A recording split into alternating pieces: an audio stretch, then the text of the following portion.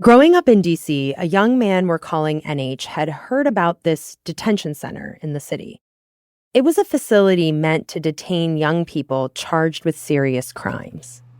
When I was going into high school, that's when I started to hear about it.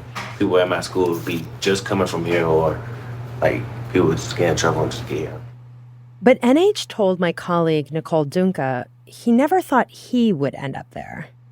I really didn't hear much about it for real. I wasn't worried about YC for real when I was in school. It wasn't on my mind at the time. Oh, yeah. I never even thought it was a real place. NH says that in high school, he started hanging out with a group he called the wrong people. In 2023, NH was arrested and charged in D.C. for the first time. He was 16. And we should say we're identifying NH by his initials to keep his juvenile record confidential. In 2024, NH was arrested again for carjacking. After that, a judge committed NH to the custody of D.C.'s Department of Youth Rehabilitation Services, or DYRS. NH was supposed to be placed in a rehabilitation program and get services like therapy. So he started waiting. DYRS is the juvenile justice agency of the District of Columbia. And basically their mission is to make sure that these teens, these children who might get arrested, are put into programs, either secure programs or programs where they can live at home that will help rehabilitate them. Nicole is an investigative reporter for The Post, and she and a team of other reporters spent months digging into the state of this agency. We found that in many cases, some of these teens who had been committed to DYRS were supposed to be getting into these rehabilitation programs, but they were spending months in this detention center waiting. And so for many advocates, many parents, they were saying, this isn't the way it's supposed to be. They're supposed to be going to these rehabilitation programs. They're not supposed to be detained for months at a time, for periods much longer than they had been held in the past. Nicole and her colleagues found out that in the last few years, people like NH are frequently waiting a long time in detention to access the rehabilitation services they need. NH described his time in the detention facility as, quote, dead time. I'm just sitting on a whole bunch of dead time, so I think I won't leave until November or something, mid-November. That term, dead time, where did you hear that for the first time? What? Dead time? Dead time, I know what dead time was just for me being here. I know. From the newsroom of The Washington Post, this is Post Reports. I'm Elahe Izadi. It's Wednesday, June 11th. Today, D.C.'s government promised to help rehabilitate young people charged with serious crimes. Mayor Muriel Bowser vowed that her administration's approach would have, quote, a focus on restorative justice, love, and empowerment. A Post investigation reveals that, instead of rehabilitating young people, the agency in charge has often been leaving these young people in, quote, dead time, waiting months and months for help in a facility that's often dangerous and unsafe. Hi, Nicole. Thanks for joining me today. Thanks for having me. Okay, before we dive deeper into the investigation, you and our colleagues did. I'm just so struck by this idea of dead time that we heard NH referring to. What exactly is dead time? Dead time is a term that I first heard from experts who've looked into juvenile detention. It's essentially the time in between when a teen is committed to the care of DYRS and when they're transferred to a rehabilitation program. In the adult system, you're not supposed to be held indefinitely in jail, especially after you're sentenced for a crime. If you're held for a long time, it becomes time served. It counts towards your sentence. But that's not how it works for kids. This is additional time away. And so what we're seeing in the system is that these teens are just waiting there and they have no idea when they're going to get out of the detention facility. NH told me he felt like he was in this purgatory. After getting taken into custody, he was expecting to be able to acknowledge he had done something wrong, serve time, and then go back home. But instead, he had no idea when he could go back. Did you know how long you would be here? No, I didn't know how long I would be here. What did you think? How long did you think you would stay here? I thought it was gonna be like last time. When I come, I would accept the deal and go back home. I was gonna go home and do better. I am still gonna go home and do better. I thought I was just gonna not be here as long as I think I'm here now. Yeah, that sounds like a kind of perpetual limbo that NH found himself in.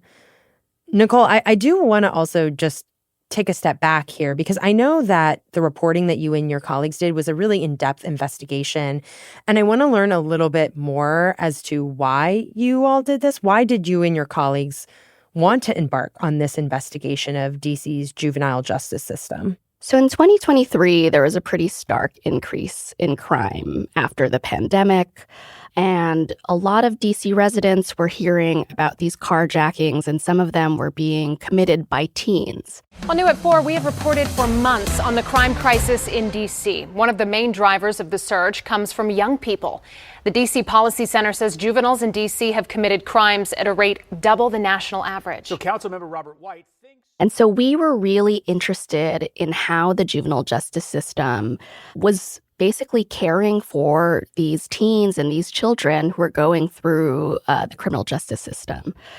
We especially wanted to look into it in the context of DC's juvenile justice system because it was a system that had been basically remade in the early 2000s to be more of an agency that focused on rehabilitation rather than just putting teens in prison-like settings. So before the DC juvenile justice system was reformed, what was the status quo?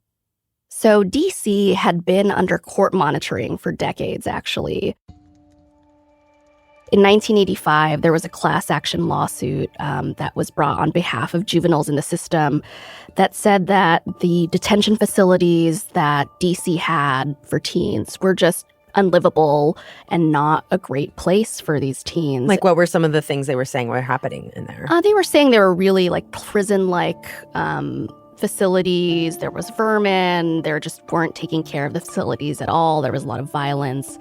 And so a judge actually put DC under, intensive monitoring with a court monitor for decades. And for years, the cities had to report back and say, this is the kind of progress we made on making sure that this is a livable environment for teens who are caught up in the juvenile justice system. In 2004, DYRS was actually born. It was a reborn agency that was just geared more towards rehabilitation rather than detaining teens for months at a time. And so they opened up a new detention facility that was smaller and was supposed to be, more habitable for these teens. They started a residential program that was supposed to provide more services. And they were supposed to report their progress on violent incidents and injuries that happened within these facilities. And basically the idea behind the new DYRS was to get teens as quickly as possible out of detention and into rehabilitation programs.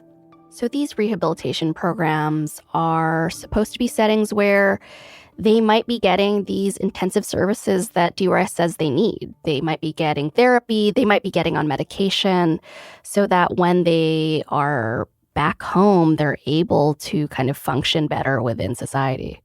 So basically, it sounds like what they were trying to do was, instead of having this approach of like, let's house all of these children, basically teens and children under 18 in like a big detention center, let's have a smaller space that's more of a way station before they get into rehab programs, more focused on trying to rehabilitate them than just detaining them and locking them away. Exactly. I mean, I think the law basically says that they're supposed to be in the least restricted setting that they could be in. So they're supposed to be in these detention facilities only, until they have some sort of disposition hearing, and then they should be off to the programs that they're supposed to go to. So how did it go with this newly imagined Department of Youth Rehabilitation Services? So what we found is from 2018 to 2024, the teens were really waiting for maybe almost 5 times longer. They were there for months at a time. Some people were there for 6 months or even longer while they were waiting for a program to be able to have a bed that would take them. And is there like a law that they have to be out of there by a certain time? Like how long are they supposed to be waiting?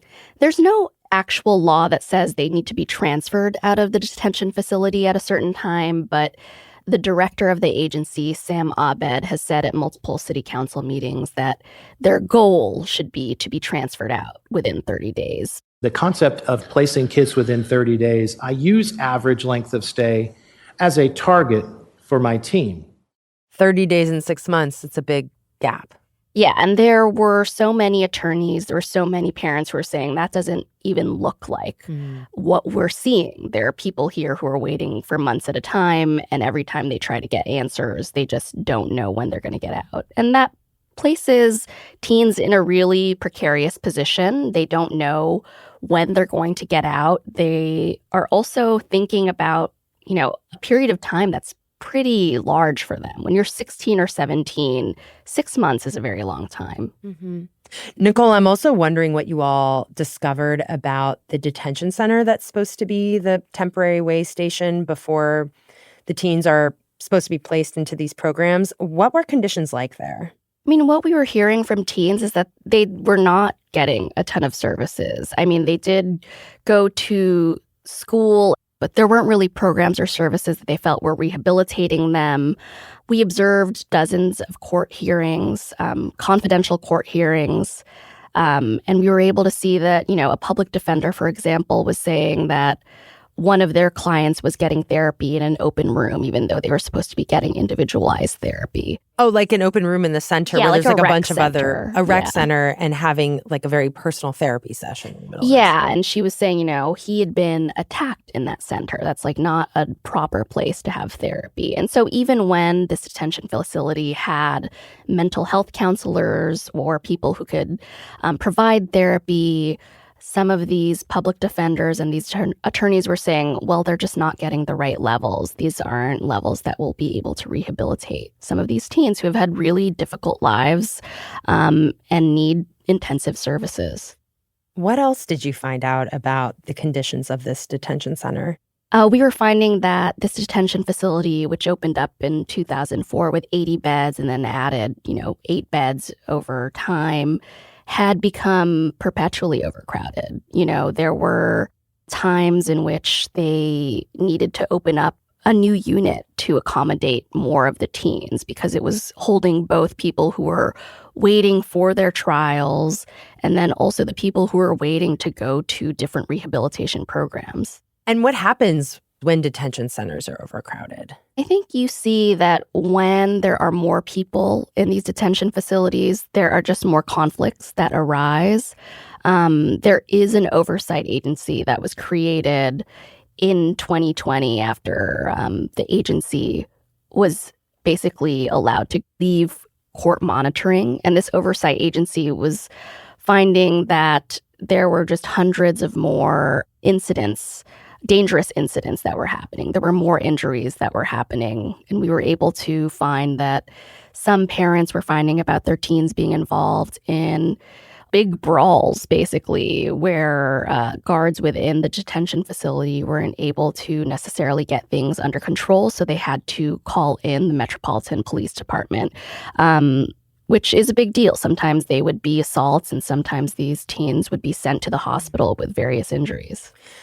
Were you able to speak to anyone directly impacted by violence in the detention center? Yeah, I was able to talk to families of people who had been in the detention center. I talked to a Maryland man who found out that his son had been involved in a big fight and had to be sent to the hospital. And he was really upset about what he saw in the detention center. And he felt like it was an unsafe place for his son. And he wasn't happy that really anybody was going to be held there. The only security exists, I think, are the physical walls and doors.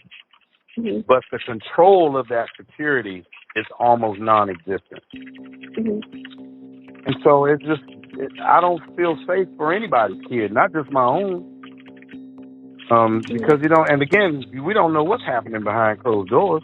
I think that's something that obviously any parent would relate to. Many of these parents know that their kids are going to face consequences for their crimes, but they still want their kids to be in a safe facility, especially if it's a city facility and specifically for young people.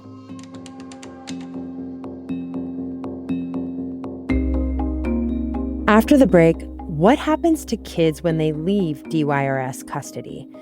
And how NH, who you heard at the beginning of this episode, finally managed to get out of detention.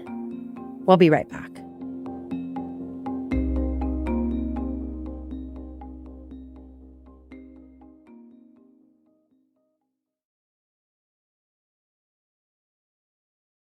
So we're talking about this detention center and the ideas for these kids to leave it. And as we've discussed, it's taking a long time in some cases for them to be placed in other programs. What happens when they leave this center? What we found is that there were a dwindling number of programs that were really taking these DC teens. Some of them had closed, others were just not accepting DC teens, and that's something that was really frustrating to some social workers who were trying to place these teens in different programs. Why weren't they accepting DC teens anymore? In some cases, DC officials were hearing from programs that, they had bad experiences with DC teens before, or they didn't want to accept people who had certain kinds of violent offenses or who had very extreme kind of criminal charges.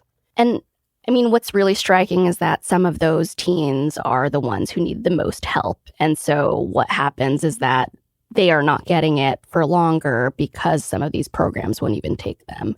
And then sometimes they are put in programs where we were able to find some documented, allegations of sexual abuse, for example. They would be going to places like Pennsylvania. They would go further from home, which is outside of the community, and not be able to have, for example, family visiting or anything like that. Why does it matter if they are further away from their communities? Is that a bad thing? I think some advocates think that some teens should be in the community so they can be closer to any of their support networks. And I think also some advocates just worried about the quality of some of these programs. Mm-hmm. Well, that brings me back to NH. What was his experience like going through this agency? Yeah, he was very frustrated by the situation. He was talking about, spending his birthday there and feeling like he wasn't doing anything in those programs. He knew that there should be consequences for his actions. He did plead guilty to some crimes, but he also felt like it was really difficult to not know when he would be leaving the detention facility. Do I think I should be here? Yes and no. What do you mean? Yes, you have to have some type of time for the consequences, but having to be here without knowing when you're leaving and being here, just, I don't know, being under somebody else's power is frustrating. So, and that was really difficult for him. He said he felt like he was locked up like an animal, basically. If I have been outside, I was having trouble with school, but I would have been going to school. I would have been around submitting college applications by now. I missed good birthdays being here. Like my 18th, that's a big birthday to miss.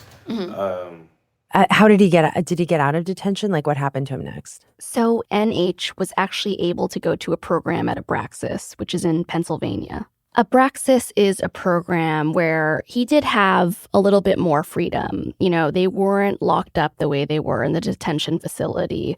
He could, go to different buildings within a campus. It was more like a campus-like setting, and he could play basketball with a local high school. So there was just more of a feeling that he was, actually in a program where there was freedom. In that program, he did have access to counselors. They did have more of a focus on rehabilitation itself rather than just, being locked up. And how long did NH spend in DYRS custody in total? So NH was back in custody at DYRS in early 2024. And then he was actually committed to DYRS custody in July. And through that whole time, he was in the detention facility. And then after that, he spent about 5 months, 5 extra months in that facility as he waited to be transferred. And how is he doing now? So NH is in a group home in DC now, and he was looking for a job and recently told me he found one.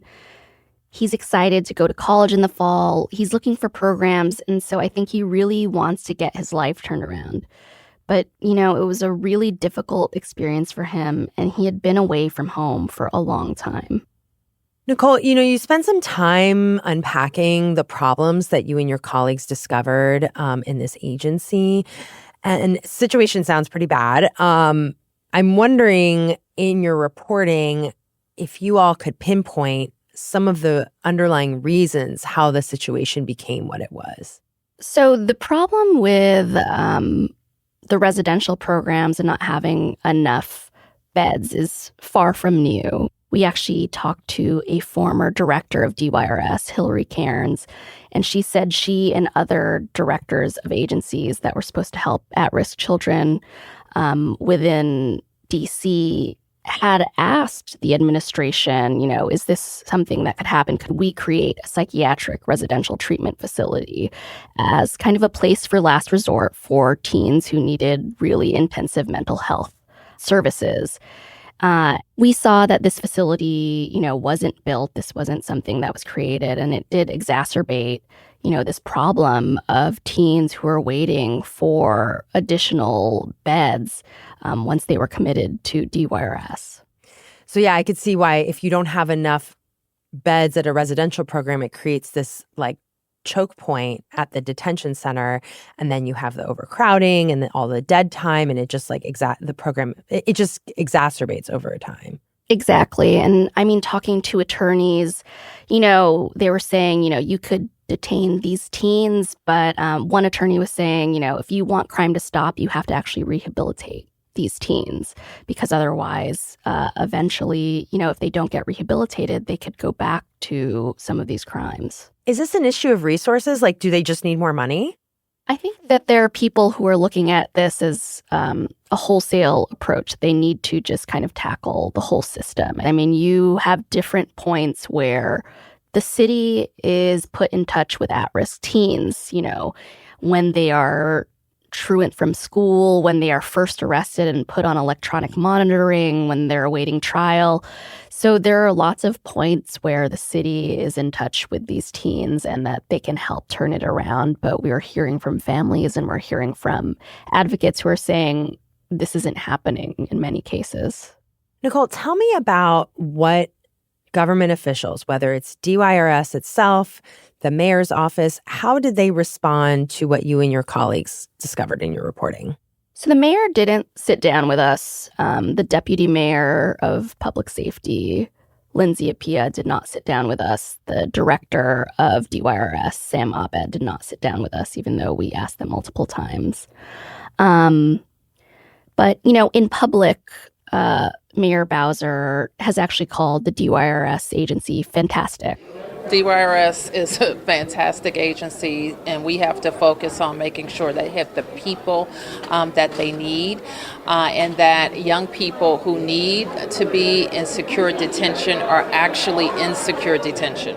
She has said there's been progress on youth crime. In April, she announced that violent crime arrests were down 26% over the same time last year, and that carjacking arrests were down 50%. And so they didn't really engage with some of these questions that we had. But Lindsay Appiah, the deputy mayor for public safety, said in a statement that the district is working to hold young people accountable for wrongdoing, especially violence, even as we try to build pathways to rehabilitation and growth. The Department of Youth Rehabilitation Services works consistently to ensure the safety of its young people and of the general public. And then on the DYRS side, they were saying that they had actually brought down the number of people who were waiting to be transferred, which was true.